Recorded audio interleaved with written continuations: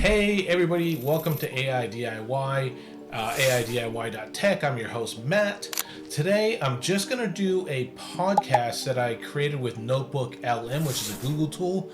I uploaded all the details having to do with the Sony/Suno lawsuit because there was an update earlier this month where Suno actually fired back. I gave it the actual lawsuit information. I provided it with a few articles that initially came out, and I wanted you to see how this podcast that's generated from Google takes all that information, plays out to make a legitimate sounding podcast. My next video that I'm going to do is how I sort of did that. So first I wanted to give you an update on the lawsuit because I know a lot of people tune in to this being somewhat of an AI music discussion channel, even though it's a lot of other things. But I also wanted to demonstrate the technology. So go ahead and stay tuned.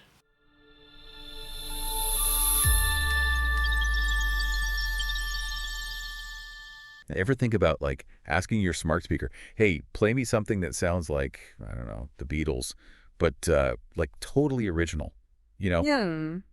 Turns out that whole idea, like music that's in the style of, but not a straight up copy, it's causing a legal mess big time. Oh, yeah. Yeah, we're diving into AI music this time, specifically this case with Suno and Udio. You familiar with them? I am. So these companies, they're not just making those AI covers everyone's seen online. Right. It's deeper than that. They're talking about AI that learns the style of an artist, you know? Yeah, what's so fascinating about what Suno and Udio are doing is they're trying to capture that essence, that almost sonic fingerprint of an artist. Like, imagine an AI that could create something that sounds like it could have come from Jimi Hendrix's studio. Exactly. Yeah. Or like, what about a country song, but with like that Taylor Swift storytelling vibe? But see, that's where it gets complicated, right? Yeah, very much so. Because this whole case hinges on, like, where does being inspired by become straight up stealing from, legally speaking? Absolutely.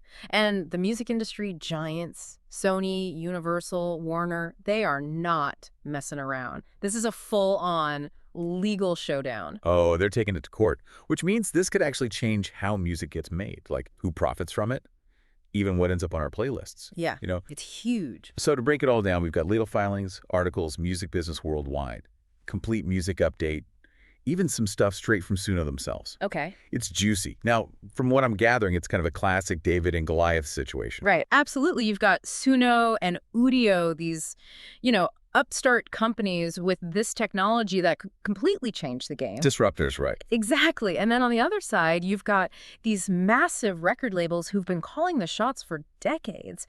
And, well, let's just say they're not thrilled. Not one bit. Like, Yeah. those articles we got, they're basically saying Suno and Udio used millions of songs, copyrighted stuff, to train their AI without even asking. Yeah, and to make matters even spicier, some of the tracks that the AI spat out, they're really close to those famous songs, like almost scarily close. I bet.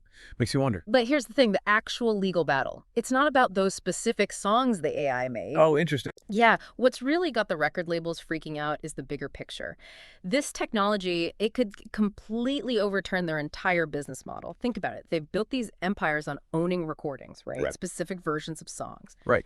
But if AI can just whip up a convincing knockoff of any artist, any genre, anytime... Who needs to license the original anymore? Exactly. Whoa. It's like every time we get some new tech that can, like, copy music, there's this fear of, oh no, musicians are going to be out of a job.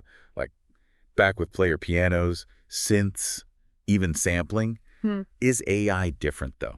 It's the question, isn't it? Because on one hand, it does feel different this time. The technology is so advanced. But on the other hand, it's that same fear we've seen throughout history. Yeah. And Suno, they're not backing down at all. Their whole defense rests on this idea of fair use, which, honestly, it's one of those things that's always a little confusing. Right.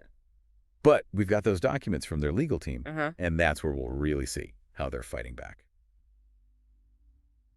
Okay, so fair use. It's one of those things like everyone kind of gets it, but when you bring AI into it, suddenly it's murky waters, you know? Totally, yeah.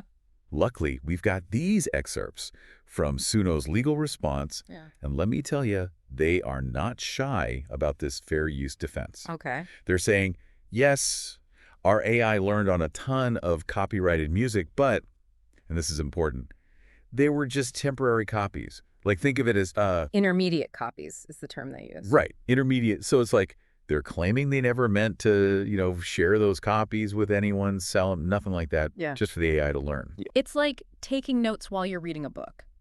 You're copying down parts, sure, but you're not going to turn around and sell your notes as the book itself. Right. Perfect analogy. Mhm. And get this, they're not even arguing that everything the AI spits out is like 100% original, every single note. Yeah, that's where things get really interesting. They say they don't have to. U.S. copyright law, section 114B, if you want to look it up. Right. That's their whole argument. And to prove their point, they actually bring up Taylor Swift. Oh, okay. How so? So remember when she re-recorded all those early albums? Right. Someone else owned the rights to those original recordings, Yeah. but she could still make new ones because, well, she wrote the songs. Exactly.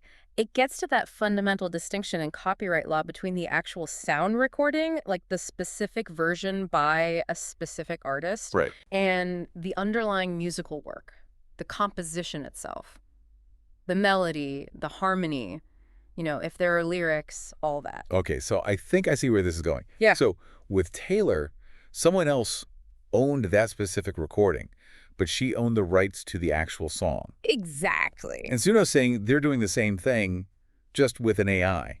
It's not copying the exact recording. It's learning the style, the DNA of the music to make something new. And they have a point. Think about how many covers there are of a song like Johnny Be Good.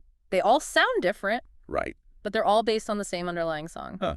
So Suno's basically saying musicians have always been inspired by what came before, and this is no different. In a way, yeah. They'd argue that AI is just a new tool, like a guitar or a piano. But instead of a human playing it. It's an algorithm. And this is why this case is such a big deal. Oh, absolutely. Because if Suno wins, Yeah. it's not just about AI music anymore, right? Yeah. It could completely change how AI works with all creative stuff. Yeah. Imagine AI art in the style of Picasso, or novels that are like inspired by Toni Morrison. It really throws a wrench into how we think about authorship and ownership. Right. Right. Like who owns the rights to a style? Exactly. And it really makes you question, what does it even mean to be a creator in the age of AI? It's kind of mind-blowing. But okay, before we go too far down that rabbit hole, Sure. we got to remember, there are real musicians, like human beings, who are worried about all this right now. Absolutely, yeah. And it's completely understandable why. Like those articles we were talking about, there's this whole thing about a letter. Hundreds of musicians signed it, big names, and they're freaking out about AI music flooding the market, making their work worthless. Right. I mean, we've seen this happen before, right? Technology disrupts an industry and there are casualties. True. But then again, what if it doesn't? What if it actually helps musicians? That's the other side of the coin, isn't it? Some people think AI could be this amazing tool. Like, imagine if it helps people who aren't, classically trained, but they've got all these musical ideas in their head. It could democratize music creation, give more people a voice. Exactly. Right. Like, it's that old worry, will this tech make human creativity obsolete? But then think about photography. People thought it'd kill painting, but it just pushed art in a whole new direction. So maybe AI music does that too. Not replacing musicians, but helping them break through, try wild new sounds. Right. And some musicians are already doing it, using AI as a collaborator. No way. Yeah, like having it generate melodies they wouldn't have thought of, or these crazy soundscapes that regular instruments, you just couldn't do it. That's wild. Imagine the collabs, different genres, people across the world even. Exactly. It'd be like a whole new set of tools, right? Yeah. Like musical building blocks no one's ever seen. Could be awesome, but part of me wonders, if an algorithm's writing the hits, what does human creativity even mean then? Yeah, that's the big question. Will we all just be listening to, generic AI earworms?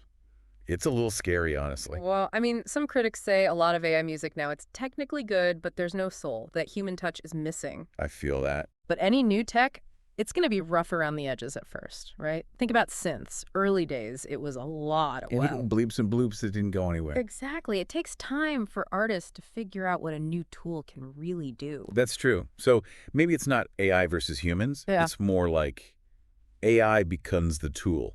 Yeah. Like a painter has their brushes, right? Right. This is just another one for the musician's toolkit.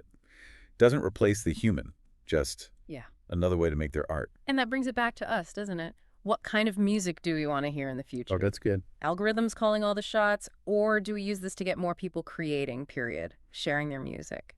I think it's got to be both, right? Like finding that middle ground where AI is powerful, but human expression, that's never lost. Yeah, using tech to enhance our creativity, not erase it.